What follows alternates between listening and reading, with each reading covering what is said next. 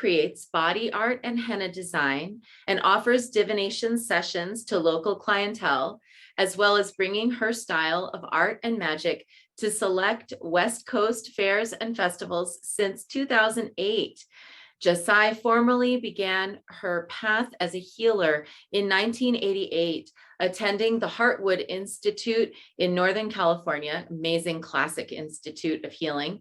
And she has continued to study and has become certified in various different energetic and physical modalities, herbs, earth-based medicine therapies, and the like throughout her life journey. She is now a sky dancer priestess with the Mount Shasta Goddess Temple. She's a member of our Wise Women Council. She's currently in the Carmen Pythia Divination Program, and she is one of the very, very beloved and gratefully thanked goddesses of social media channels for the Goddess Temple. Welcome, Jesai, who's going to explain to us today about our personal luminosity through color.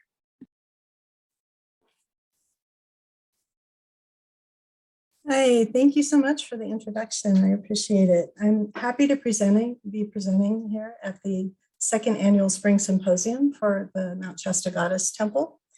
And my subject, if you give me just a second, I need to share my screen with you. There we go. You're not sharing it.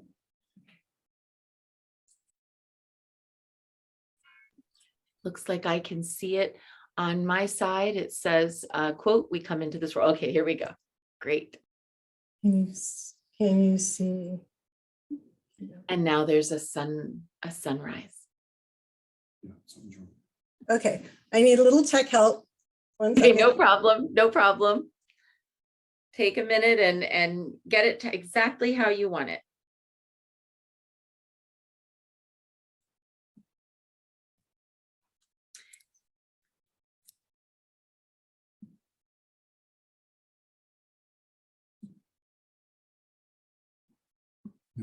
No.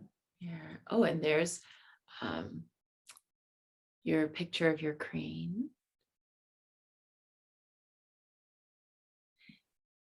And just while the technology is getting sorted, a little description of what we're about to see. This presentation is about color, light, and our personal field of luminosity. And here we go.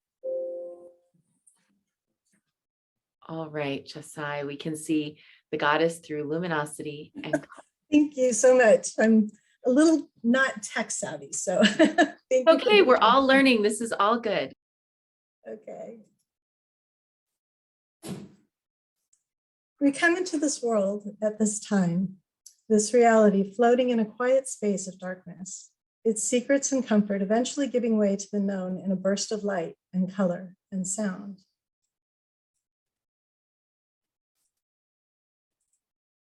In Italian, a literal translation of to give birth is dare alla luce, to give to the light, which is an exquisite phrase for describing the beauty and wonder of entering the light of this realm.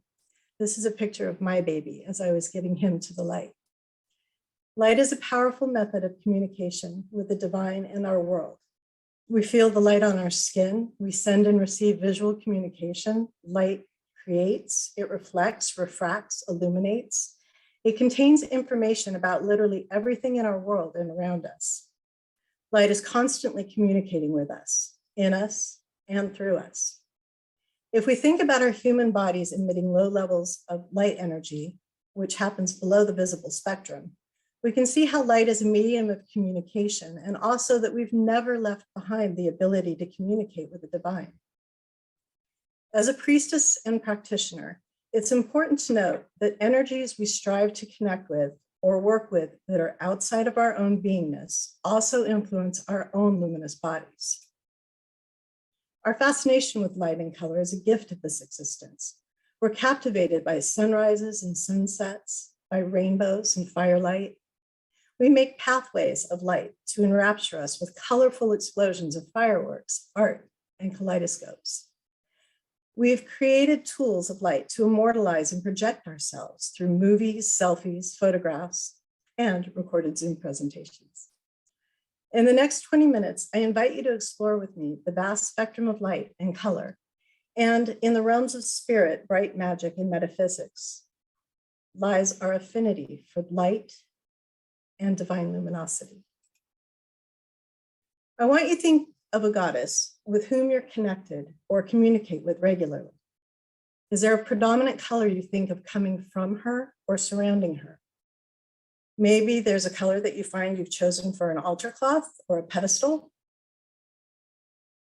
I want you to remember your goddess association, as we'll come back to it in a few minutes. There are many goddesses and deities that are in some way directly associated with light through stars, the moon, the sun, or a quality of light itself. There are light takers and light bringers. Goddess associations with shadow and darkness bring a balance to those known as luminous or radiating. But in some way, every goddess that you work with has a color affinity in the spectrum of light that is most accessible to her workings. In this exercise, I'll refer to the concept as a base color for our goddess. In my personal mandala, one of the goddesses I work with is Aurora, goddess of the dawn, bringer of light.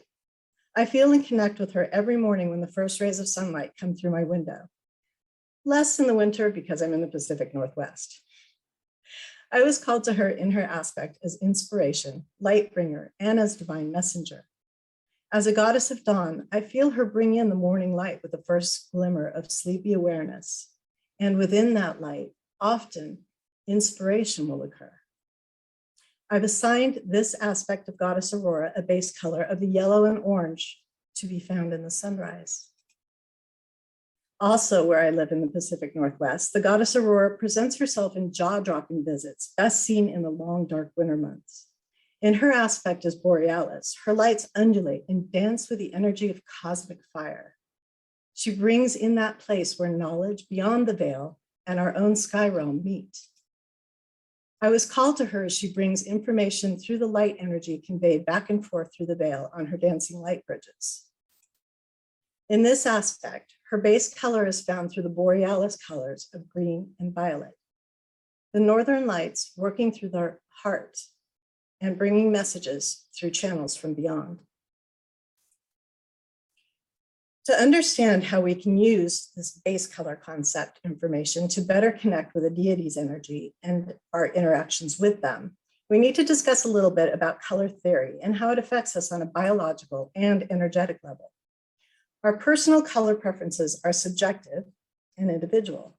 Certain colors elicit various responses based on our personal associations, cultural backgrounds, and alignment with our moods, memories, or other conscious or unconscious meanings that we've assigned to them. So what is your favorite color? When did it become your favorite color? Looking at how or why you chose a favorite color in the first place is a good way to explore personal color bias.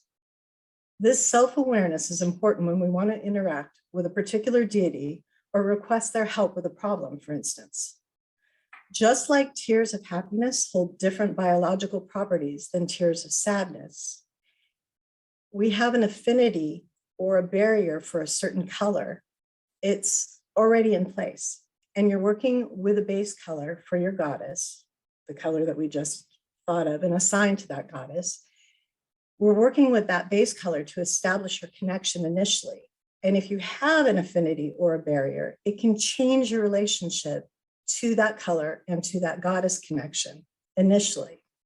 So if there is a barrier in place, you might want to move to another color in that frequency and then work back to that color base.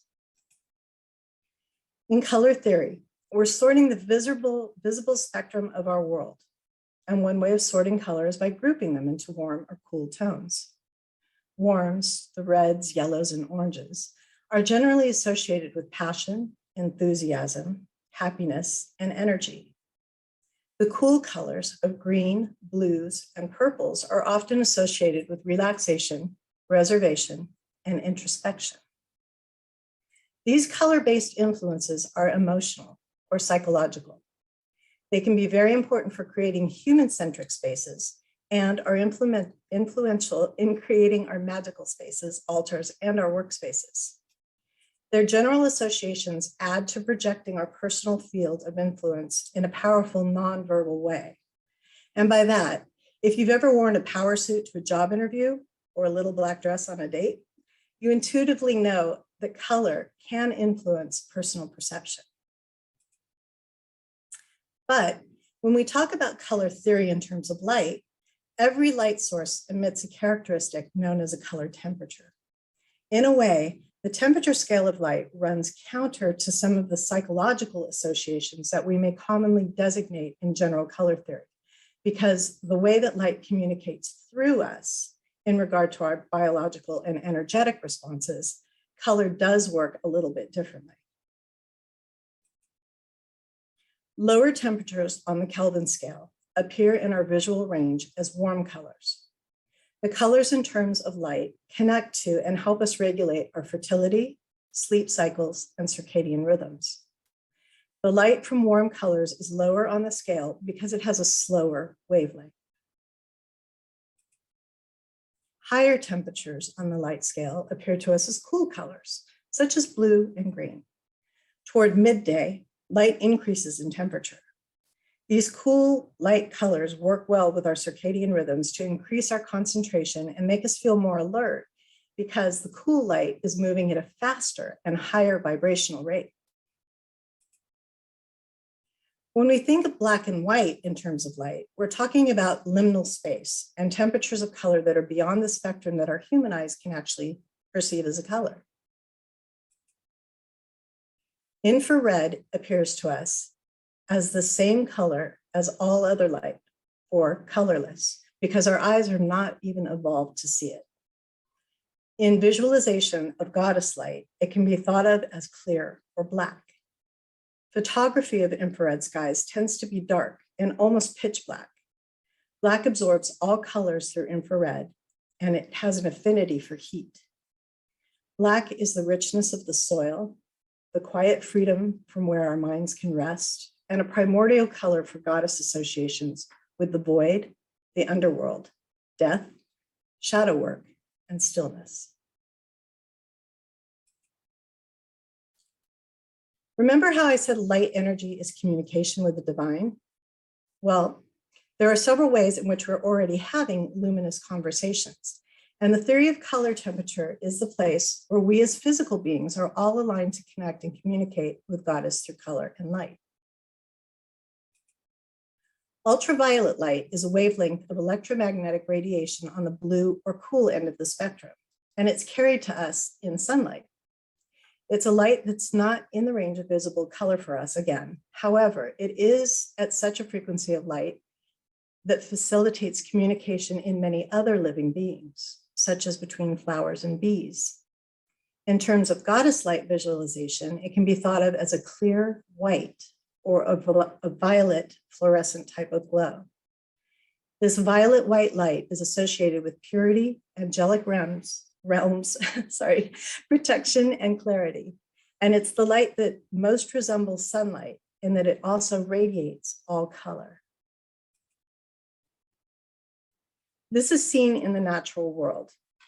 When we look to light throughout the day, in the night, and other light conditions, the light is surrounding us at every moment. So we're already environmentally connected to the luminous field and to goddess energy at all times. This awareness gives us a boost when we're actively working with light and color because it's a doorway of effortless communication taking place. It's happening and already open to us. Our energy centers, known as chakras, are another place that we are already resonating in perfect alignment with the temperature spectrum of light energy. If you look at the temperature scale to the left, you'll see that chakra energy light on the right directly corresponds to the frequency of its associated color in the visible light spectrum. So why do we associate color with our energy centers? The ancient Indian Vedic writings discuss the chakras, or energy wheels in our bodies, as being constantly in motion. Each wheel has a vibrational frequency. And because our soft human bodies perceive these frequencies as light, we see them as color, or color temperature in the color spectrum. So bringing in your own goddess color association now. Where does her base color or primary color association lie inside of your own energetic field? Is it in the powerful primal color of fire and blood? Is it red, primal, and sexy? Is it the first or root chakra? That's our foundation. Issues of security, our fierceness, and our fears. The color of welcome, happiness, and innovation, yellow. Certain shades of this color are tied to changing seasons in earth. Sorry, this one's orange. And earth. It's a color that commands attention and it creates energy without overwhelming.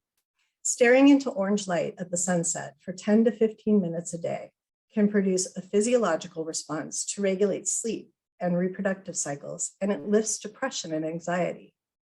Our connection point to the orange light is through our second chakra, located below our navel. Now yellow. Around our solar plexus is the third chakra of self-esteem, pleasure, and willpower. Optimistic and uplifting yellow activates memory, and it gently stimulates the nervous system. It's also one of the colors of light in the sunrise and sunset. It promotes unity, communication, and sparking of creativity. Solar goddesses often have a base association with these color range, with this frequency, the red ranges and warm tones, and it easily communicate within this warm light spectrum to us. Neutral cool in color, green is associated with nature and has a calming effect on these senses. The fourth chakra is a color for connection, growth, balance, harmonizing with your environment. The heart brings in the quality of love and self-love. Our fifth chakra of the throat represents the ability to speak and communicate clearly. Its blue conveys calmness, freshness, strength, and responsibility. It's also connected to peace and has a spiritual and religious meaning across many cultures. Where white, bright blue can feel refreshing, a deep, dark blue can feel bold. The color of indigo is the color of the third eye. It brings insight, deep knowing, inner vision, and symbolic thinking. Indigo is often associated with the night, clairvoyance, inspiration, and a sense of inner peace. The high temperature of cool light spectrum indicates that the associated chakra has a faster or higher frequency of spinning. So if you think of your chakra moving in your body, these chakras move at a faster rate than our lower chakras. In connecting to this light, you can visualize your own light centers in tune with this sort of divine imagery. Goddesses associated with the heart, divinity, green Tara, Guan Yin, Yemaya. Violet is the seventh or crown chakra. It's the vibration of pure cosmic energy. Violet allows us to glimpse into other realities beyond the physical and material reality. Violet is a bridge between the upper and lower realms, the outer and the inner worlds, between the left and the right hemispheres of the brain, and between life and death. Violet is also a color of reconciliation, compassion, integration, and unity. It brings together vibrations of opposite polarities.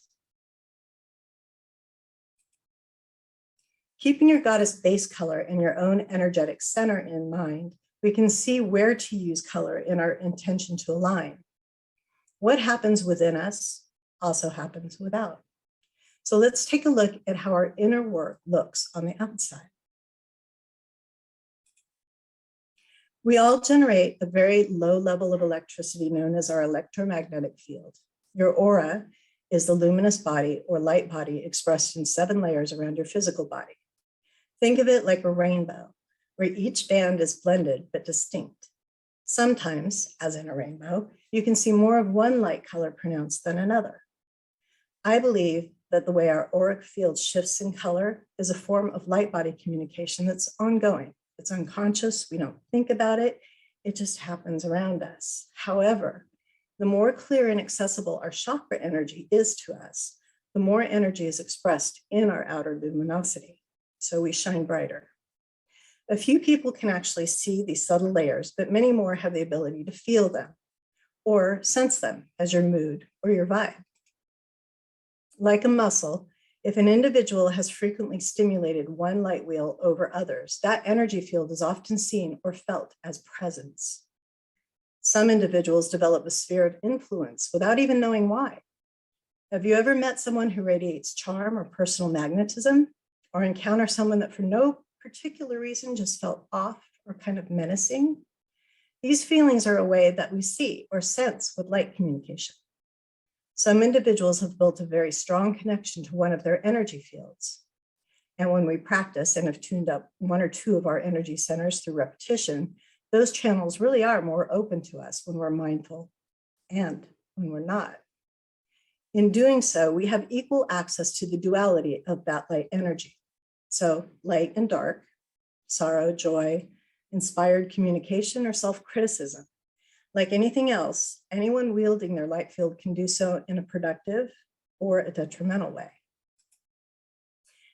So the goal here is to use this affinity mindfully rather than unconsciously. For example, many priestesses of the Mount Shasta Goddess Temple join in a daily heart-centered practice in connection to the goddess Kuan Yin.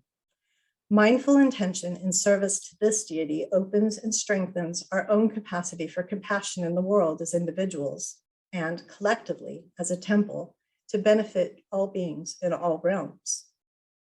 In terms of connecting with Goddess through luminosity, knowing that we're projecting through the auric field, we're connecting to Goddess using the law of attraction or affinity. When we engage our deity and use these principles, we're choosing a mindful channel of communication. It's a responsibility that priestesses and witches and other practitioners have. Our resonance is joined in the same frequency of illuminated energy as our goddess. So let's once again go back to your chosen goddess. What color you associate with them? Are you clear about where the color lies in the light spectrum? What temperature their color is? Is there a time of day or night that their light connection is emphasized, making it easier for you to connect with them? Using this concept is a really nice starting place for communication with any goddess. It's the field of light in which you throw your ball of attention and energy up into the ether and wait for her to return it to you. Working with light and color energy in this way, it's easy to see that the softly glowing ambience of a candlelit dinner really can be ideal for calling in the heat of sex magic, or giving some context to how visions arise when we're mesmerized, staring deeply into the embers of a fire. The famous scene in Harry Potter where Sirius Black is speaking to Harry through the fireplace, well, that scene is sort of symbolic of this effect. When we use the dark moon or the hour of midnight to work in the underworld, or to call out to the star guides, we are deep in the realm of infrared blacks. This timing is often used to connect with Goddess Hecate's deep black flame orange aspect in guiding us in and out of the realms of deep magic. Incidentally, I don't think it's an accident that the black-orange combination for Hecate was co-arising and remains completely fitting for the color representing Halloween. The blue light of midday would work best for communicating an intention like requesting a raise, calling out to Goddess Thea of clear sight, who shines in the bright blue sky and endows gold and silver with its brilliant intrinsic value, is one example of using light to request Goddess help in achieving a goal. So practically speaking, we can use external aids to help us get there. Thinking on this practice when you go out to choose the color of a candle to place on your altar for a goddess or ritual. You may want to use a particular colored light bulb to boost your own luminescent field at times that you're feeling disconnected or out of sorts. And this is exactly how full spectrum lights help with winter depression. We can choose the time of day to focus our intention and more easily align with goddess energy. And it may also be a useful tool in thinking about when to schedule a querent to draw in and focus luminous energy to help their spirit guides and ancestors guide them. In their beauty, rainbows, prisms, and stained glass are taking the full light spectrum and sorting it into glorious streams of light. We, like prisms, internalize all of the source energy that dances around us and stream it through our own internal process. When we choose a base color, we're filtering the light into a symbolic and energetic stream, connecting ourselves back and forth to source energy. The raw spectrum is like all the keys on the piano playing at once. We're now mindful of sorting it into chords, which are our color groups, and then down to a single note, which is a bass color, to better hear the song. You may start to notice how your own field of luminosity will shift and strengthen throughout use of this practice. I have a personal belief, and I think it's just a general belief, that each goddess has many aspects and therefore may choose to communicate to us through any luminous color stream in the spectrum. This month is the month of Tara in the temple, and we talk about the 21 aspects of Tara, the 21 forms of Tara. And that's another good way to kind of think about that. By establishing a relationship through a color base and luminosity, you're creating a structure that takes fractals and smooths them into a ball of light that we can hold and use. It's a strong jumping off point to start the flow of conversation with Goddess, and it becomes as easy to call in Goddess energy as it is just to think of a color. So you know how to focus the energy now. You know about your own personal light centers. You know how to let that light center glow. You know to be mindful of the yin and yang, the black and white, both polarities of that light force that you're wielding. And you know how to create personal luminosity in harmony with your goddess. Thank you. Jesai, that was mind-blowing and wonderful. You'll definitely have some compliments in the comments, and you definitely have to go check them out. I feel like we're all of us having fantastic inspiration to go out there and to now start thinking about how we connect with our goddesses through color and light, that there's like literally a language that's happening visually, how and felt. How beautiful. Thank you so much for presenting this today, Jesai. I'm now going to remove your spotlight, and we're going to put the spotlight on our next speaker.